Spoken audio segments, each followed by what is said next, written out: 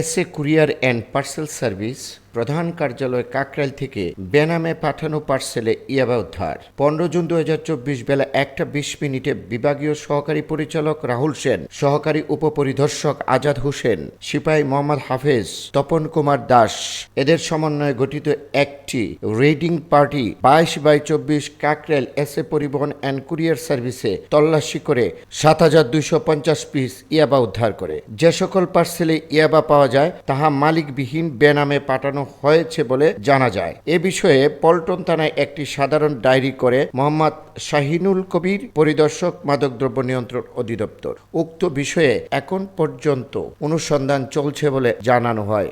রফিকুল ইসলাম কোচি, আজকের সংবাদ।